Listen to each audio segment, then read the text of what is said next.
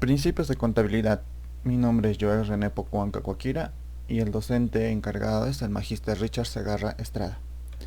¿Qué son los principios de contabilidad? Son las reglas que se siguen para una elaboración de información financiera. Son normas concretas y detalladas y derivan de una práctica frecuente que es emitida por la organización reconocida. Constituye un marco de referencia y es obligado para dictaminar los estados contables. ¿Por qué son importantes? Son las premisas que debemos partir para elaborar información contable y a la vez responden a la lógica de económico-financiero. Aseguran de que se proporcione una imagen fiel de la realidad económica de una empresa. ¿Cuáles son los principios contables? Tenemos 15 principios de contabilidad, las cuales vamos a estar detallando a continuación. Tenemos el principio de equidad. Se da en toda operación contable y también se da en los contadores, la cual su función sería como una balanza entre clientes y agentes fiscalizadores. El principio de partida doble. No hay deudor sin acreedor, es una frase que tenemos los contadores. Es decir, no puedes tener una salida de dinero sin tener algo que pagar. El principio de ente. La empresa tiene entidad propia y necesidad propia en la que los contadores y dueños debemos atender. El ente de una empresa se debe entender como un intangible y los contadores debemos tomar el ente como principal prioridad. El principio de bienes económicos. Este principio comprende todos los bienes económicos de una empresa, sean tangibles o intangibles, como son los tangibles, que sería un escritorio, una mesa, carpetas, etc. O los intangibles, que sería lo que no podemos tocar, como son las marcas o algún software que hayamos creado o tengamos, que son de y para la empresa exclusivamente. El principio de moneda común denominador. En el mundo tenemos varios tipos de monedas, pero en el lenguaje contable, en el proceso de registro es plasmada todo en un término monetario, es decir, que jamás existirá un registro de compras o ventas sin que haya números. Principio de empresa en marcha. Todas las operaciones de un contador se dan en una empresa vigente, valga la redundancia, cuya existencia tiene proyecciones a corto o largo plazo. Es decir, que una empresa no puede ser creado sin un fin. Toda empresa ha sido creado con un fin en común de dos o más personas. Principio de evaluación al costo. Principio de compra o producción de los bienes de la empresa, es decir, los activos. Se registra según lo que se haya pagado por ellos, es decir, lo que compraste estará sujeto al valor que pagaste por ellos. Principio de periodo. Es el ejercicio contable, normalmente siempre es de un año. En ese año o en ese periodo se mide la situación de la empresa, sea económica como financiera, a través de utilidades o pérdidas.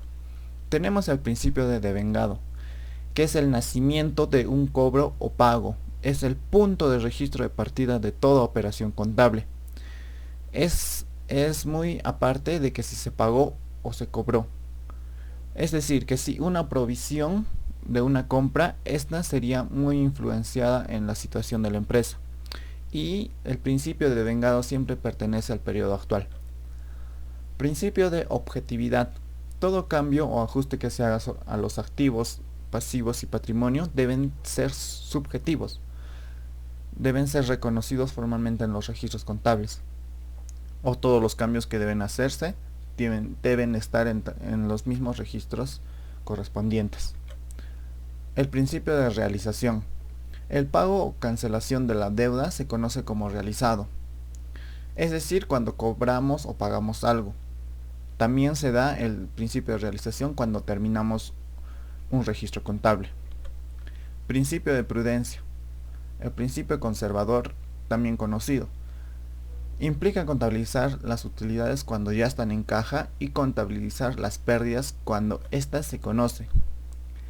Así tendremos contabilizados ingresos reales para comparar con pérdidas o egresos que se veían venir. El abuso de este principio repercute en los estados finales de la empresa. Es decir, que si no se toma prudencia en cualquier caso, podría repercutir en ganancias o pérdidas de la empresa. Principio de uniformidad. No nos da mejor perspectiva al comparar un ejercicio con otro. Tener una idea más clara de los hechos ocurridos en una empresa transcurridos en un periodo. Principio de significación o importancia relativa. El orden de los factores no altera el producto, es un dicho común que nosotros tenemos, pero se debe de tener un buen criterio a la hora de dar este principio. Las operaciones tienen cierta importancia en el cierto orden que se dé. Es decir, que el resultado que estemos buscando necesita sí, sí o sí una, una cadena de operaciones para poder dar el resultado que estamos buscando.